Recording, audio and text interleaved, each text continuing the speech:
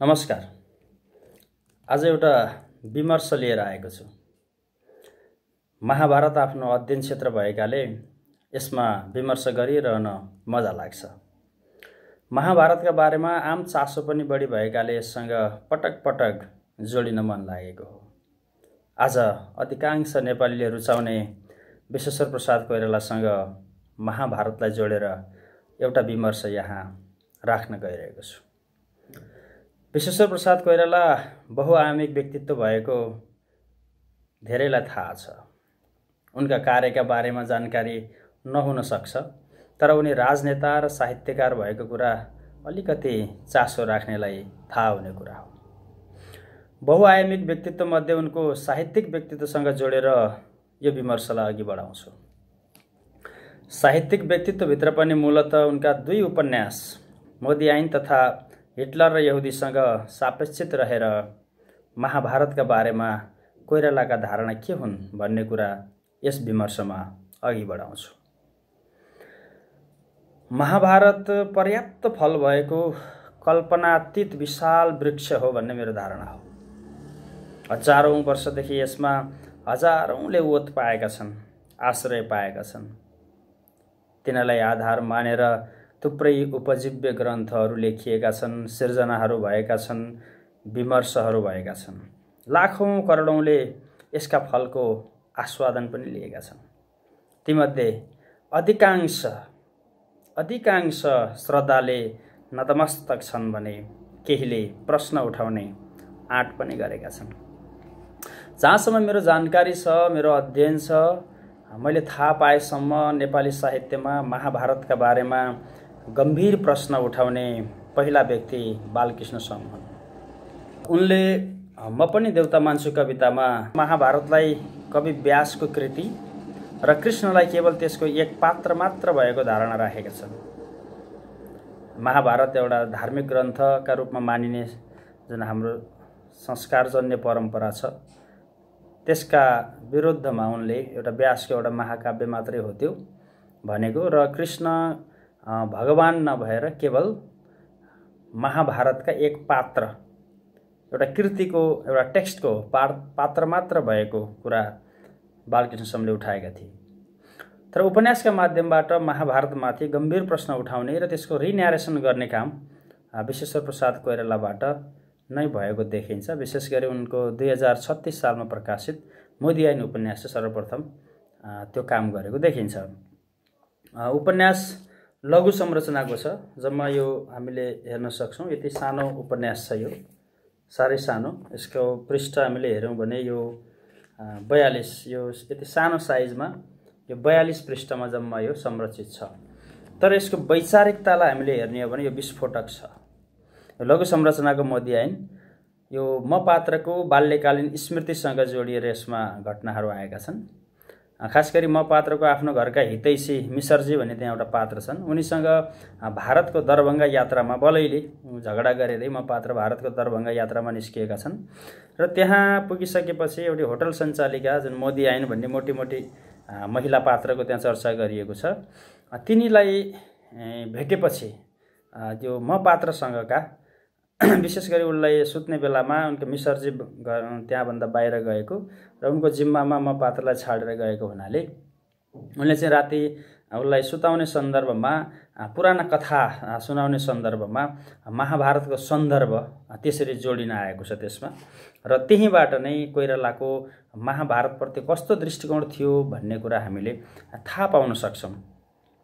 सामान्यतया हामी सबैलाई थाहा भएको कुरा हो, महाभारत पाण्डवका पक्षमा रहेर विशेष गरी उनीहरूलाई सत्यका पक्षधर बताएर त्यसतर्फ ढल्किएको अथवा त्यो महाभारतको न्यारेसनको ढल्काई पाण्डवका पक्षतर्फ हो। र त्यो ढल्काउनको कारण चाहिँ के हो भन्दा यिनीहरू सत्यका पक्षमा छन् र त्यसको नेतृत्व अझ श्रीकृष्णले गरेका छन्। त्यस हिसाबले त्यो सत्यतर्फ या त्यो न्यारेसनतर्फ महाभारत ढल्किएको भन्ने स्वयं महाभारतभित्री वर्णित घटना सन्दर्भ या विचारहरूले बताइरहन्छन्। र कोइरालाले भने त्यसलाई के गरेका छन् त भन्दा आम मान्छेका न्यारेसनबाट त्यसलाई रिन्यारेसन गरेका छन्। अथवा त्यहाँ उपन्यासमा एउटा नारी भन्ने पात्र छिन्, नाम उनको नारी नै दिइएको छ। ती नारी भन्ने आम पात्रलाई अगाडि सार्दै त्यो महाभारतमा जुन भव्यताको चित्रण गरिएको छ, जुन विमर्श अघि सारिएको छ त्यसलाई भत्काएर एउटा आम मान्छेको दैनिक जीवन सन्दर्भसँग जोडिएको घटनाबाट त्यसलाई चाहिँ विस्थापित गर्ने वा रिन्यारेसन गर्ने काम कोइरालाले गरेका छन्। महाभारतको युद्धमा सहभागी एउटा सिपाहीकी स्वास्नी हुन् नारी पात्र र उनलाई अगाडि सार्दै आम मान्छेले प्रेम गर्न र बाँच्न पाउनुपर्छ, यो उसको के हो स्वाभाविक र नैसर्गिक आवश्यकता हो। ठुला भनिएका मान्छेका महत्त्वाकांक्षाका लागि, ठुला भनिएका मान्छेका चाहिँ राजनीतिक खिचातानीका लागि, उनीहरूका चाहिँ अहमको टकरावका लागि आम मान्छेले पिल्सिनुपर्ने जुन अवस्था अहिलेसम्म पनि विद्यमान छ, हिजो महाभारत कालदेखि आजसम्म पनि खालि त्यसको रूप फेरियो होला, सारमा अहिले पनि त्यो टकराव र त्यसको बीचमा आम मान्छेले पिल्सिनुपर्ने अवस्थामा हामी अहिले पनि छौँ। त्यसप्रति कोइरालाको गम्भीर प्रश्न यस उपन्यासमा देखिन्छ र उनीहरूको महत्त्वाकांक्षाका कारणले किचेर जुन एउटा ध्वस्त भएको सन्दर्भ जुन त्यो उपन्यासमा उनले प्रस्तुत गरेका छन् र त्यो युद्धजन्य सन्दर्भबाट जुन त्यो नारी पात्रको श्रीमान सिपाही मर्यो र उनी विधवा हुन पुगिन्, त्यस्तो त्यो एउटा ठुलो युद्ध जसमा विधवा जस्ता लाखौँ नारीले आफ्ना श्रीमान आफ्ना आफन्तहरू गुमाउनु पर्यो र त्यो युद्धको नेतृत्व भगवानका रूपमा पूजित श्रीकृष्णले गरेका हुँदा त्यो कृष्णप्रतिको दृष्टिकोण यसमा अत्यन्तै नकारात्मक तरिकाले आएको देखिन्छ। अथवा त्यो आम मान्छेको बाँच्न पाउने स्वाभाविकता नैसर्गिकतालाई खोज्ने जुन कार्य भयो त्यसको नेतृत्वकर्ता श्रीकृष्ण भएकाले उनी चाहिँ युद्धका पक्षधर भएको, मेलमिलापको कुरा पनि गर्ने तर पाण्डवलाई लड्न उक्साउने त्यस्तो खालको दुई धारे चरित्र भएको, छल गर्न सक्ने, छल गर्न जान्ने अनेक सन्दर्भमा र पाण्डवका नाता पर्ने भएका हुनाले उनकै पक्षमा उनी चाहिँ बोल्ने र कतिले त देवता मानेर पूजा पनि गर्थे भन्ने त्यहाँ एउटा वाक्य छ। त देवता मानेर पूजा पनि गर्थे भन्नुको अभिप्राय सबैले गर्दैनथे, कतिपयलाई उनी देवता जस्तो लाग्थ्यो र पूजा गर्थे भनेर एउटा त्यो देवताको न्यारेसनलाई मानिसको न्यारेसनबाट यसमा विस्थापित गर्ने काम गरिएको छ र यसरी एउटा महाभारतमा जुन कृष्णको देवत्वको जुन न्यारेसन स्थापित थियो त्यसलाई खण्डीकरण गर्दै मानवीकरण गर्ने काम उपन्यासमा गरेका छन्। र सँगसँगै निमित्त मात्र भनेर जुन जब अर्जुनले गाण्डे बिसाएका थिए, म अब लड्दिनँ, आफन्तलाई मारेर के हुन्छ र मैले के नै पाउनु छ र भनेर जब अर्जुनले गाण्डे बिसाएका थिए, उनलाई चाहिँ युद्धमा लड्न उत्प्रेरित गर्ने सन्दर्भमा गीता सुनाइएको छ र त्यसमा विशेष गरी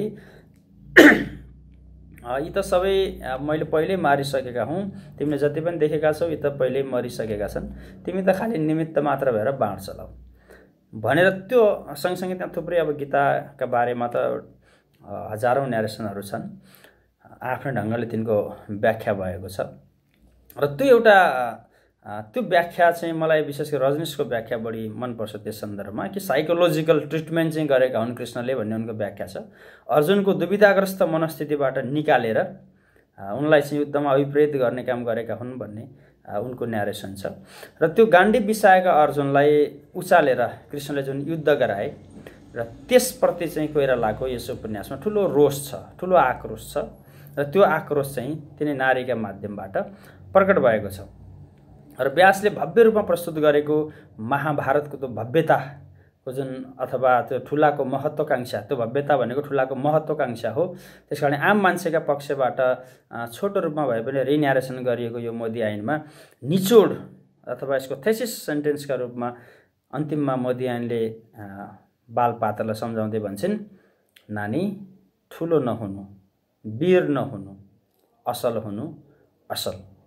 यो बालपात्रलाई जुन उनले उपदेश दिएकी छन्, यही एउटा वाक्यले नै त्यो महाभारतको त्यो भव्यताको या ठुलाको या राजा महाराजा वीर जे भनौँ जुन एउटा शक्तिशाली सम्राटहरूको जुन न्यारेसन थियो त्यसलाई एकै वाक्यले खण्डीकरण गर्दै मान्छे ठुलो होइन असल बन्नुपर्छ भन्ने एउटा सन्देश अथवा विचार कोइरालाले राखेका छन् र यो उनको महाभारतीय न्यारेसनले सेटअप गरेको एउटा जुन चिन्तन छ, विचार छ, त्यो गलत थियो। किनभने त्यो आम मान्छेका कोणबाट थिएन, त्यो शक्तिशाली र ठुलाहरूका कोणबाट थियो, त्यसकारणले आम मान्छेका कोणबाट त त्यो गलत देखिँदो रहेछ भन्ने धारणालाई आफ्नो धारणा बनाउँदै उनले यहाँ प्रस्तुत गरेको देखिन्छ। र सँगसँगै महाभारतका बारेको उनको दृष्टिकोण हिटलर र यहुदी उपन्यासबाट पनि हामीले थाहा पाउन सक्छौँ। यद्यपि यो मोदी ऐन जस्तो महाभारतको आख्यानसँग सम्बन्धित नभएर महाभारतकै एउटा हिस्साका रूपमा, एउटा पाठका तर महत्त्वपूर्ण पाठका रूपमा रहेको भगवत गीतासँग जोडिएर आएको छ। तर त्यो महाभारतकै हिस्सा भएका हुँदा भगवत गीताप्रति उनको जुन दृष्टिकोण छ त्यसले समग्रमा महाभारतकै दृष्टिकोण बुझाउनमा, उनको दृष्टिकोण कस्तो छ भन्ने बुझाउनमा सहयोग गर्ने भएका हुनाले मैले त्यसलाई पनि यहाँ राखेको छु। र त्यसमा चाहिँ यो हिटलर र यहुदी दोस्रो विश्वयुद्धको सन्दर्भमा लेखिएको उपन्यास हो अथवा त्यहाँको विषयवस्तु त्योसँग जोडिएको छ। र यहाँ उपन्यासभरि अन्य सन्दर्भ भए पनि 8-10 पेजमा, लगभग अन्त्यभन्दा केही अगाडि 8-10 पेजमा गीतासँग जोडिएर केही घटनाहरू आएका छन्। खास गरी म पात्र राति सुतेको बेलामा उनले सपना देख्न पुग्छन् र सपनामा हिटलरलाई देख्छन् र हिटलर चाहिँ कहाँ पुगेको छ मरेर भन्दा स्वर्गको ढोकाका अगाडि ऊ पुगेको छ र स्वर्गको ढोकाका अगाडि पुगेर हिटलरले चाहिँ नि ढोका खोल्न आह्वान गर्छ। मलाई स्वर्गको ढोका खोलिदिनु पर्यो भनेर आह्वान गर्छ।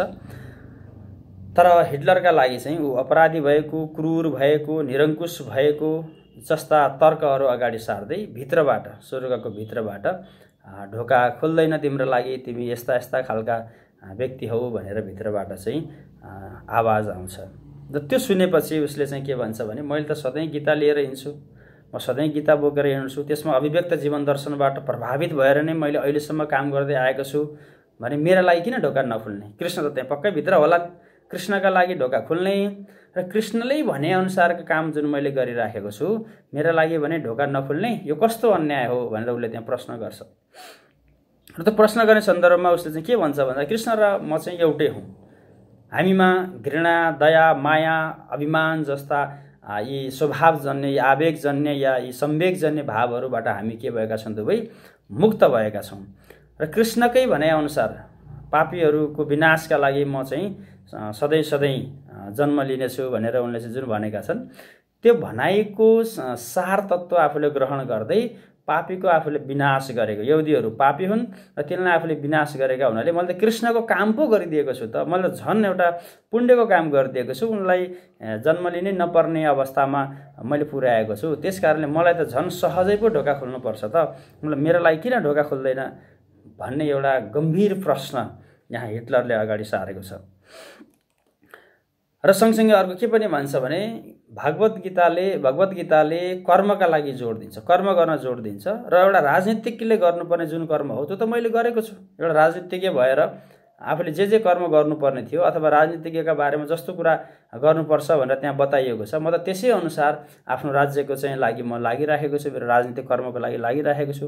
त्यस कारणले मेरा लागि ढोका नखोल्नु भनेको त यो त ठुलो अन्याय हो, मेरा लागि ढोका खोल्नुपर्छ। म चाहिँ कृष्णद्वारा, उनको गीताद्वारा निर्देशित र त्यो जीवन दर्शनलाई फलो गर्ने व्यक्ति भएका हुनाले मेरा लागि ढोका खोल्नुपर्छ भन्ने सन्दर्भ हिटलर र यहुदीमा प्रस्तुत गरिएको छ।